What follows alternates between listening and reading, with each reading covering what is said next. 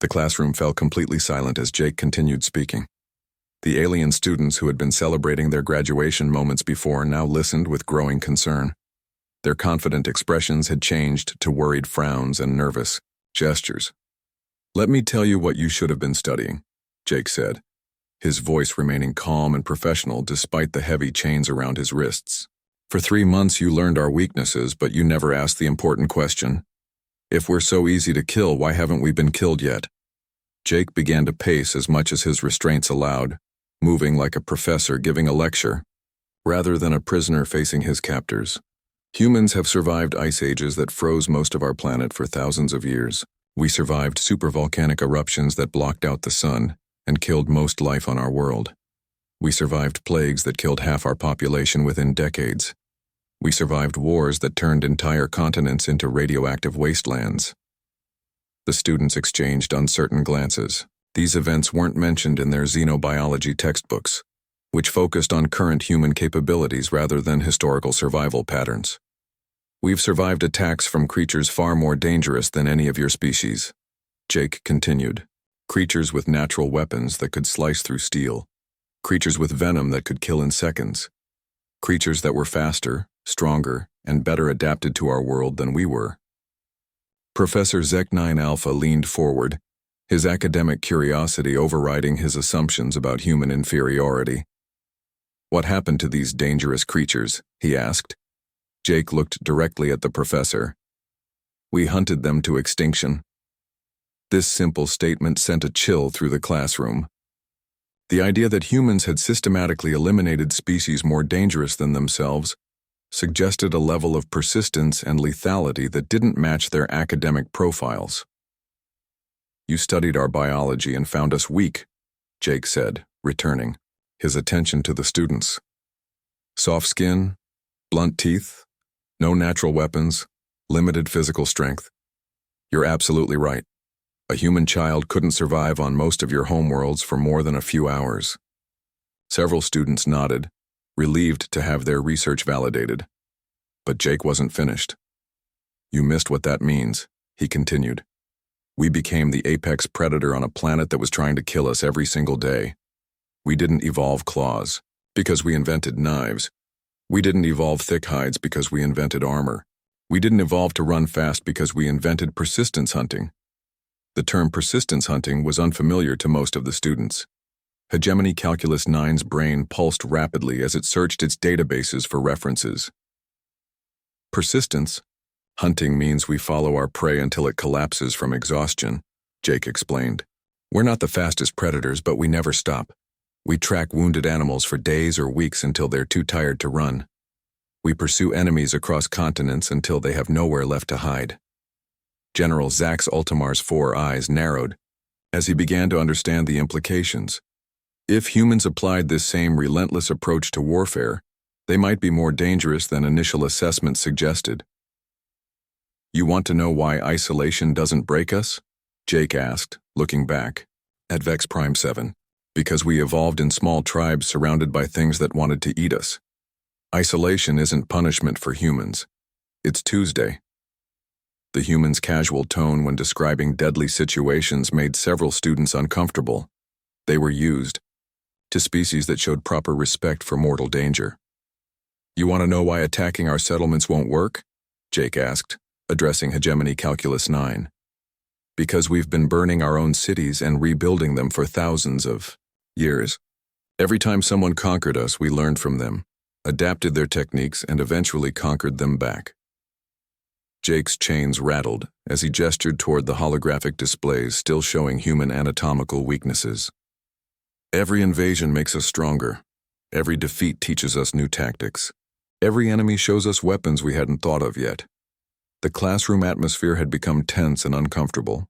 These students had expected to graduate with confidence about their upcoming combat assignments. Instead, they were learning that their enemy might be far more dangerous than anyone had realized. "But here's what should really worry you," Jake said, his voice dropping to a more serious tone.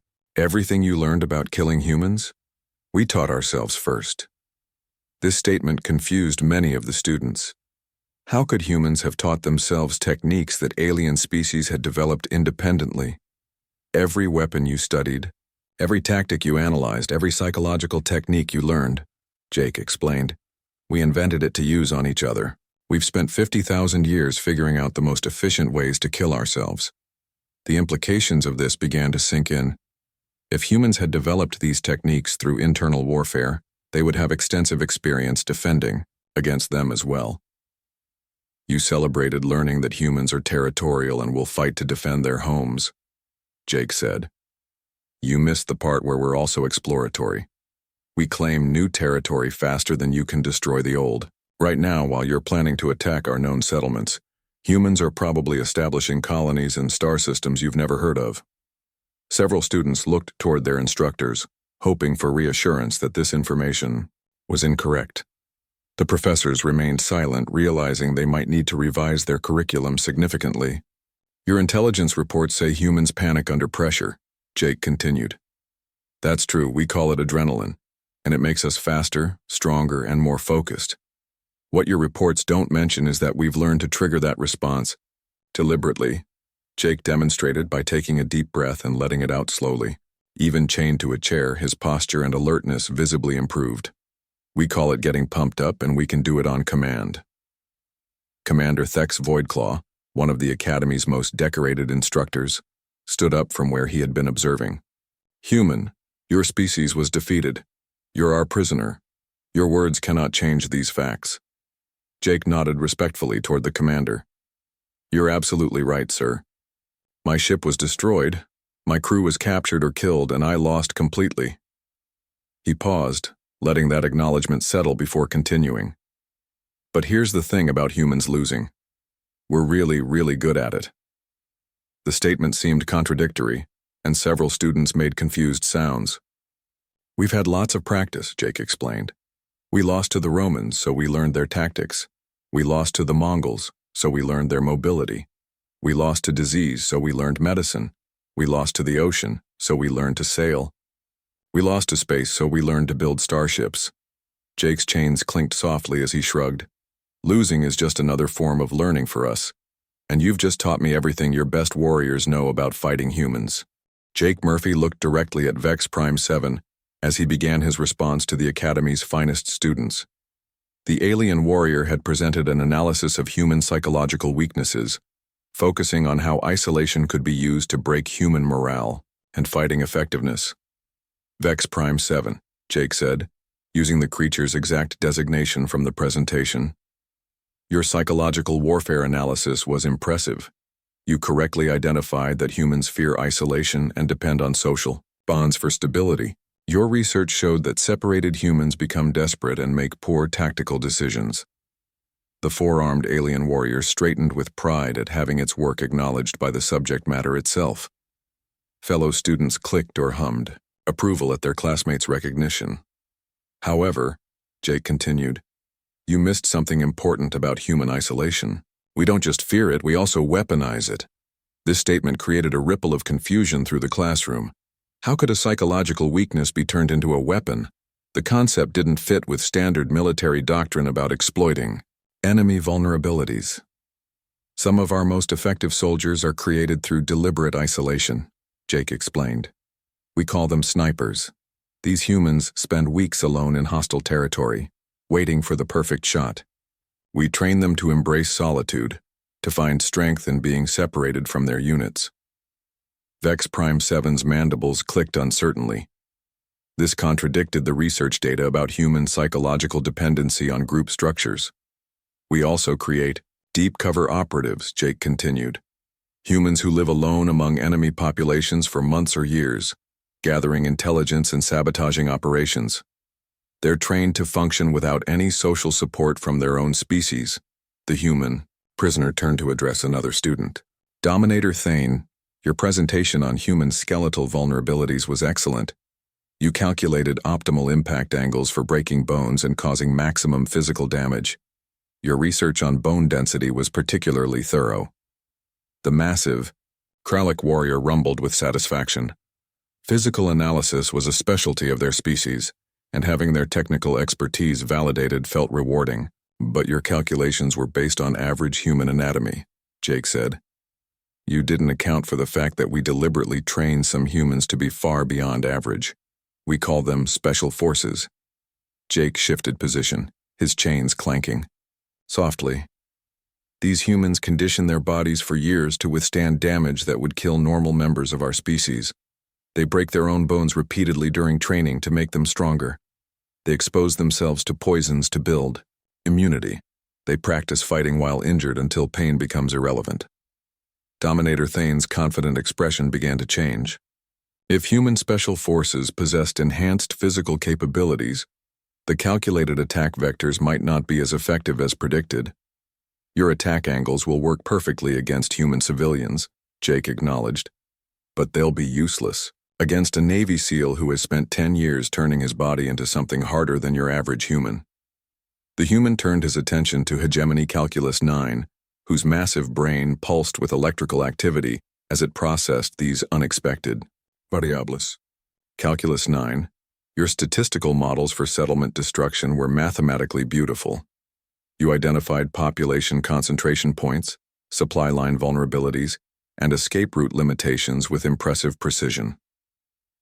The hegemony. Students' brain activity increased, pleased to have its computational abilities recognized by a member of the species it had been studying. But your models assumed that our settlements represent our weakness, Jake said. You calculated how to destroy our cities and trap our populations. Here's what your mathematics missed. We're nomadic by nature. Jake looked around the classroom, making sure every student was paying attention. Humans spread everywhere. While you're planning to attack our known settlements, we're probably building 3 more you've never heard of. We don't just live in cities. We live in asteroids, space stations, underground bunkers, and generation ships traveling between stars. The implications of this began to register with some of the more intelligent students. If humans were continuously expanding and creating new settlements, destroying existing ones might not achieve the strategic objectives they had calculated. You studied our cities and found them vulnerable to siege warfare, Jake continued. But we've been perfecting urban combat for thousands of years. Every destroyed city teaches us to fight better in the ruins. We've learned to turn rubble into fortifications and use destroyed buildings as weapon platforms. Professor Zek 9 Alpha began taking notes furiously. This human was providing information that contradicted several fundamental assumptions in their xenobiology database. Jake addressed the Sectar student next. Your presentation on tracking humans by scent signatures was very detailed. You identified the chemical compounds our bodies produce and explained how they could be followed. Across various terrain types, the reptilian Sectar warrior flicked its forked tongue in acknowledgement, tasting the air currents in the classroom. But you assumed we don't know about our own scent signatures, Jake said. Humans have been using scent masking for warfare since before we left our home planet. We coat ourselves with local soil, animal scents, or synthetic compounds that confuse tracking attempts. Some of our special forces can eliminate their scent entirely for weeks at a time. The Sectar's tongue movements became more agitated as it realized this information could compromise its species' primary hunting advantage.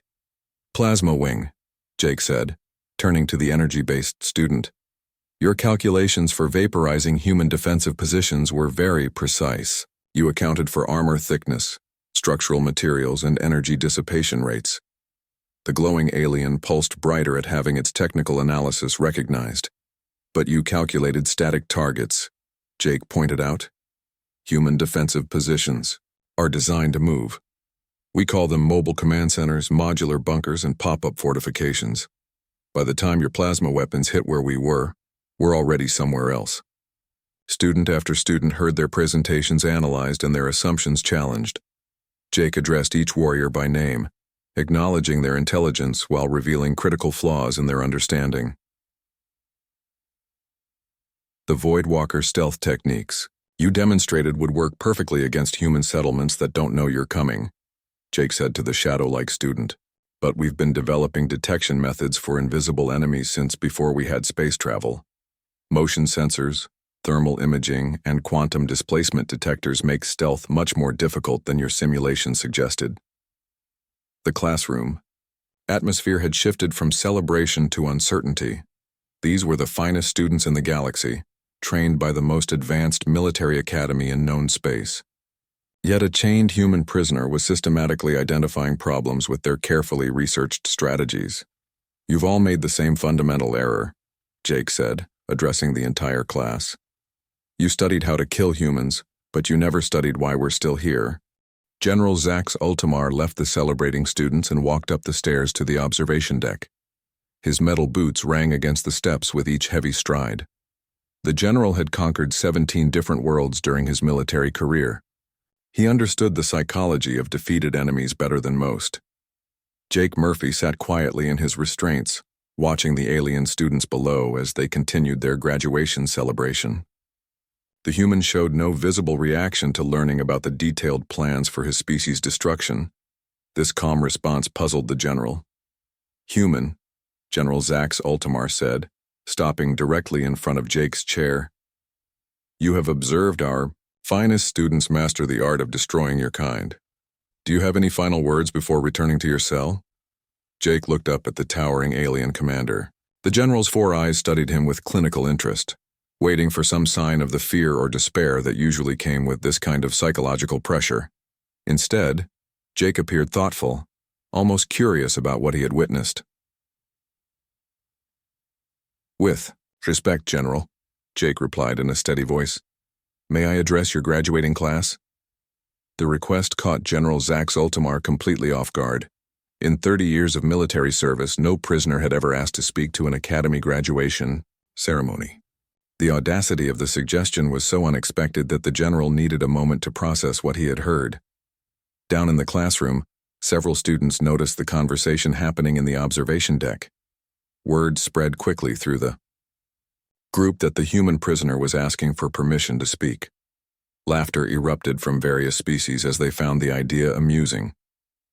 Vex Prime 7 clicked its mandibles in a pattern that indicated extreme humor. "The defeated specimen wishes to address its superiors," the creature said to nearby classmates. "Perhaps it plans to beg for mercy or offer intelligence about human military positions." Dominator Thane's massive frame shook with what passed for laughter among the Krallic species. "Let the broken thing speak," the warrior rumbled. "Its desperation will provide entertainment before we depart for our first combat assignments." Professor Zek 9 Alpha approached the observation deck to investigate the commotion. The instructor had spent years studying various alien psychologies and found human behavior particularly interesting. Most humans broke down completely when forced to confront their species' apparent doom. This specimen's calm demeanor suggested either severe psychological damage or an unusual mental resilience. General Zax Ultimar considered the request for several moments. The human prisoner represented no physical threat while chained to the chair. No classified information could be compromised by allowing the creature to speak. The general decided this might provide an interesting psychological study for the Academy's research programs. "Very well, human," the general announced loudly, enough for the entire classroom to hear. "You have 5 minutes to address our graduates. Perhaps you wish to beg for mercy or provide intelligence about human military weaknesses." The suggestion that their prisoner might break down and provide useful information excited the students even more. They gathered closer to the observation deck, eager to witness what they assumed would be either pathetic pleading or useless defiance from a defeated enemy. Jake Murphy stood slowly, his chains clanking softly as he rose from the metal chair. He looked down at the classroom full of alien warriors who had just spent 3 months learning the most efficient ways to kill members of his species. His expression remained calm and thoughtful, showing no signs of the emotional breakdown they expected. "Thank you, General," Jake said clearly. "I don't wish to beg for anything. I'd like to offer some feedback on your students' presentations." The absurdity of this statement caused an immediate reaction throughout the classroom. A defeated prisoner offering to critique the finest military academy in known space. Several species made sounds that translated as laughter. Others displayed bioluminescent patterns indicating amusement or disbelief. Hegemony Calculus 9 processed the statement through multiple logical frameworks, trying to understand what strategic purpose the human might have for making such an obviously futile gesture. The conclusion reached was that severe psychological stress had damaged the prisoner's reasoning capabilities. "You see," Jake continued, his voice carrying clearly through the classroom's audio system. "I've been taking notes during your presentations." This statement caused the laughter to die down somewhat. Several students exchanged uncertain glances.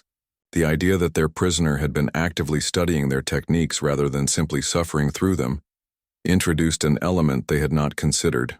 Professor Zek 9 Alpha activated his recording devices to capture whatever the human might say. Academic curiosity about unusual psychological responses overrode his amusement at the situation. This behavior pattern did not match any previous studies of human prisoners under extreme stress. General Zax Ultimar gestured for silence as the chatter in the classroom grew louder. Despite his confidence in the Academy's training programs, something about the human's demeanor created a small seed of unease. Defeated enemies were supposed to act defeated. This one seemed almost professional. 3 months ago, Jake began, addressing the room like a guest lecturer rather than a chained prisoner. "You began studying how to kill humans. You've learned about our biology, our psychology, our military tactics, and our weaknesses. Your presentations today demonstrated impressive research and analysis." The students straightened slightly at this unexpected praise from their subject matter. Even enemies could recognize superior scholarship when they encountered it. Several warriors preened at having their work acknowledged. "However," Jake continued, "I noticed some significant gaps in your understanding, things that might cause problems when you actually encounter human forces in combat situations." The word "problems" created a stir of indignation among the students. These were the finest warriors in the galaxy, trained by the most advanced military academy in known space. The suggestion that they might face difficulties against primitive humans was offensive to their professional pride. "Impossible," Vex Prime 7 declared, rising from its seat. "Our analysis was comprehensive and precise. Human limitations are well documented and easily exploited." "Your research was indeed comprehensive," Jake agreed, "but it was also incomplete. You studied how to kill humans, but you never studied why we're still alive." This statement created a moment of confused silence. The logic seemed flawed. Humans were still alive because they had not yet encountered properly trained alien forces. Once these graduates joined the war effort, human survival would become a historical footnote. Jake looked around the room, making eye contact with as many students as possible. His chains rattled softly as he shifted position, but his voice remained steady and confident. "You see, if humans are really as weak and predictable as your presentations suggest, someone should have killed us all already. But we're still here, still spreading to new worlds, still building fleets and armies. That should have been your first question." The metal chair felt cold against Jake Murphy's back as he sat in the observation deck of the Galactic Military Institute. Heavy chains wrapped around his wrists and ankles, keeping him locked in place like a museum display. Through the thick glass wall in front of him, he could see the Academy's finest classroom filled with alien warriors from across the galaxy. Jake had been a prisoner for 6 months now. His ship had been destroyed during a patrol mission near the Zephyrian border. Most of his crew died in the explosion. The few survivors were taken to different prison camps scattered across enemy space. Jake ended up here on Zerion Prime, home to the most famous war school in known space. The classroom below buzzed with excitement. Today was graduation day for Class 847 Delta, and these students had spent 3 months studying one very specific subject: how to kill humans. 12 alien warriors sat at curved desks arranged in a semicircle. Each one represented the best fighters their species had to offer. The massive Krellic students looked like walking tanks covered in natural armor plating. Their thick arms could crush steel beams without effort. The Vex warriors were thin and quick, with forearms that moved faster than human eyes could follow. Their fingers ended in razor-sharp claws that could slice through most metals. The hegemony students sat perfectly still, their large brains visible through transparent skull plates. They calculated battle strategies like living computers, processing thousands of variables in seconds. Other species filled the remaining seats, each one a predator from their home world. At the front of the classroom, Professor Zek 9 Alpha adjusted the holographic display.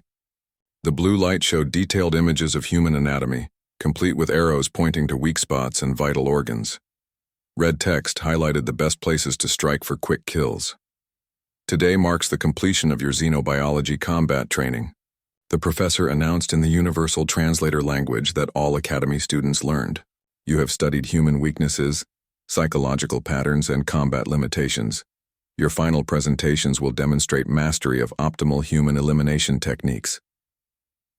Jake watched as the first student approached the presentation area. Vex Prime 7 moved with liquid grace, each step calculated and silent. The creature's four eyes focused on the holographic human figure as it began to speak. Humans rely heavily on social bonds for psychological stability, Vex Prime 7 explained, manipulating the display to show human brain scans. Isolation causes rapid mental deterioration. Optimal strategy involves separating human units from their groups before elimination. Lone humans become desperate and make poor tactical decisions. The student demonstrated various techniques for cutting human forces into smaller, manageable groups. Ambush tactics that would scatter human formations. Psychological warfare designed to make humans abandon their teammates. Methods for tracking isolated humans through their predictable behavior patterns. Professor Zek 9 Alpha nodded approvingly as Vex Prime 7 finished the presentation. The next student, a hulking Kralik named Dominator Thane, stomped forward, with heavy footsteps that shook the floor. Human skeletal structure contains numerous vulnerability points. Dominator Thane rumbled in a voice like grinding stone. Bone density analysis reveals optimal impact angles for maximum damage. Spine compression at the third vertebra causes instant paralysis. Skull fractures require only 12 pounds of pressure when applied correctly. The Kralik demonstrated proper striking techniques using a human-shaped training dummy. Each blow landed with precise force at calculated angles. The dummy's synthetic bones cracked and splintered under the methodical assault. Students took careful notes as Dominator Thane explained how different attack patterns could disable or kill humans within seconds. Hegemony Calculus 9 approached next, moving with mechanical precision. The being's massive brain pulsed with electrical activity as it accessed stored data files. Statistical analysis of human settlement patterns reveals predictable weaknesses, the Hegemony student stated in a flat, emotionless voice. Humans concentrate populations in urban centers with limited escape routes. Resource dependency creates vulnerability to supply line disruption. Mathematical models indicate optimal siege strategies for maximum population elimination with minimal resource expenditure.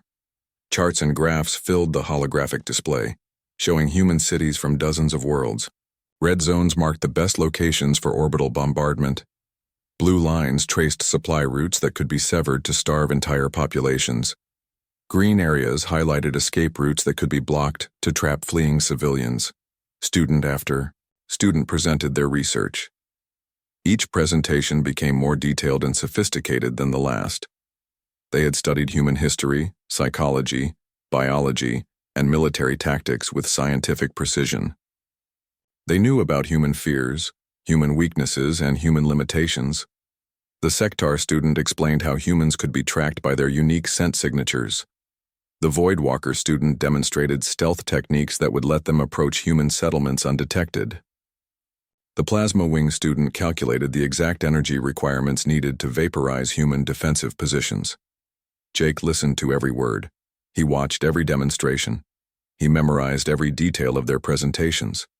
The aliens spoke freely, assuming their human prisoner was just a defeated enemy with no way to use this information.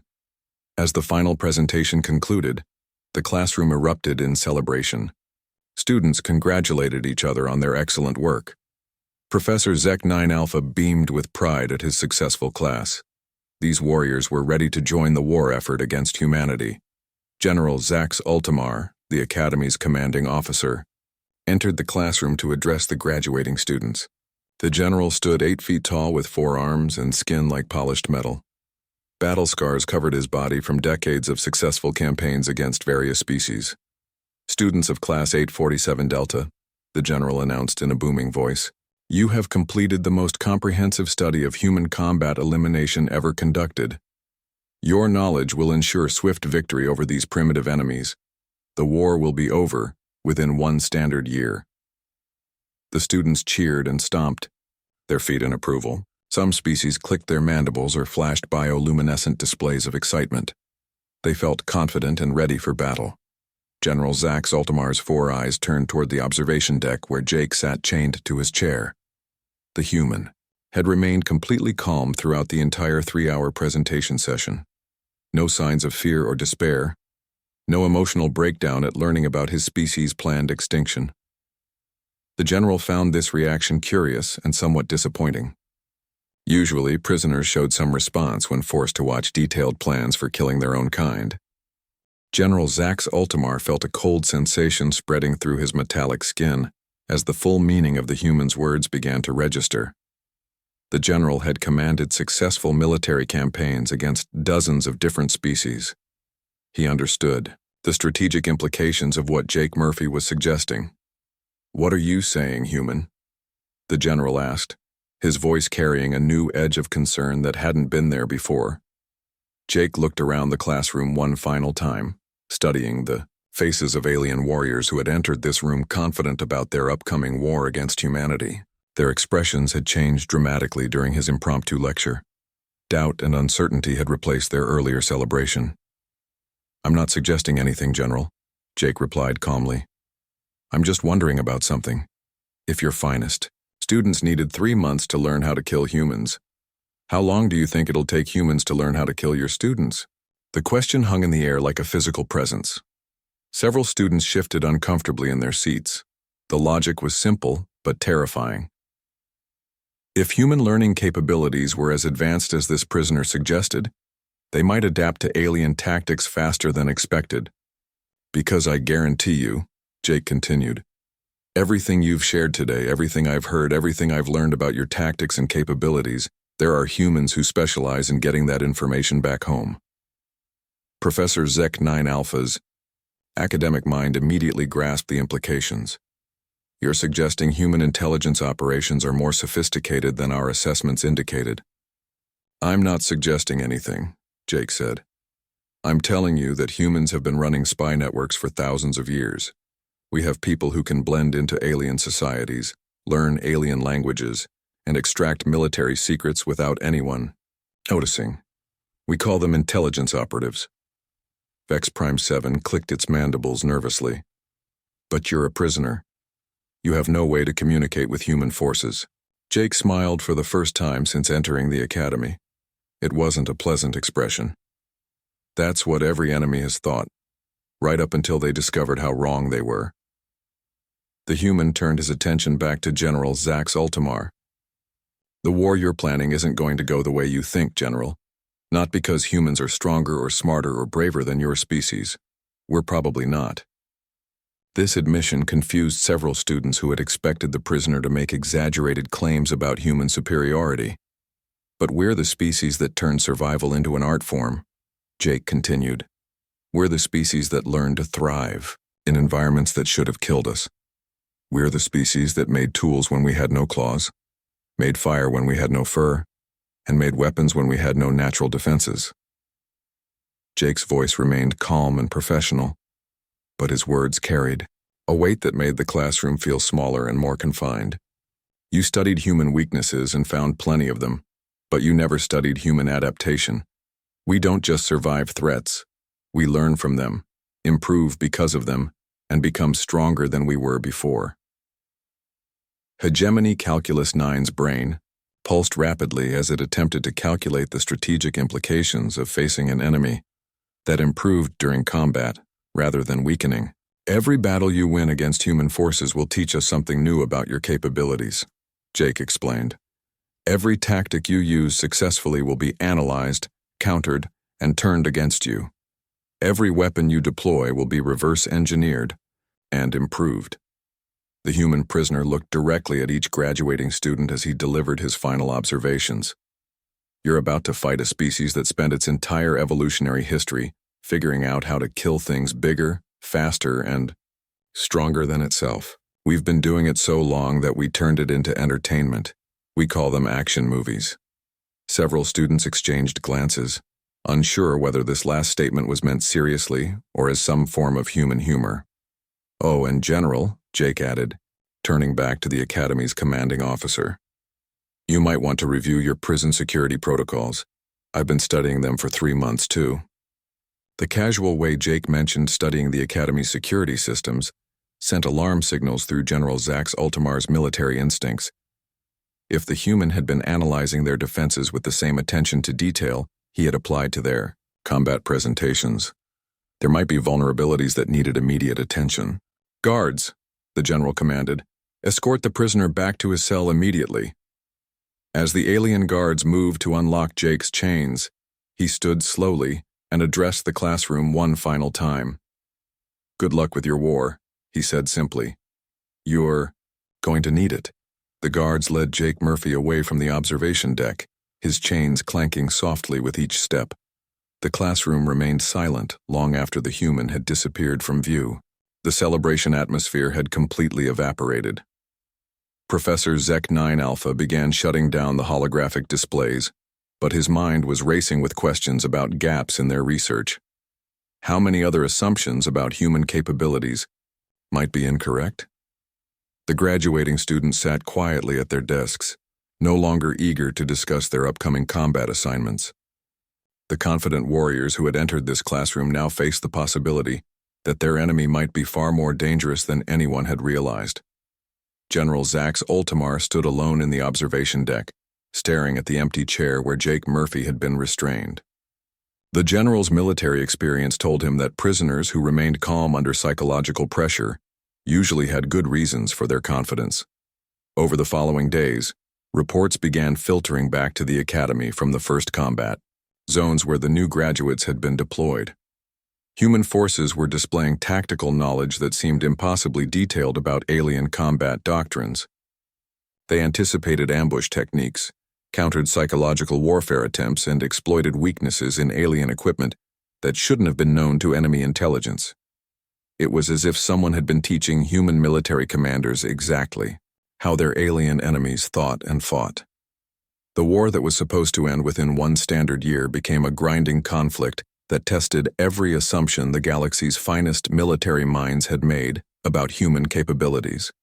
And somewhere in a prison cell on Zarian Prime, Jake Murphy waited patiently for whatever came next, knowing that every day the war continued was another day for humans to learn, adapt, and prove once again why they were still here, despite everything that had tried to kill them. The Academy's curriculum would need significant revisions. The question was whether those changes would come in time to matter.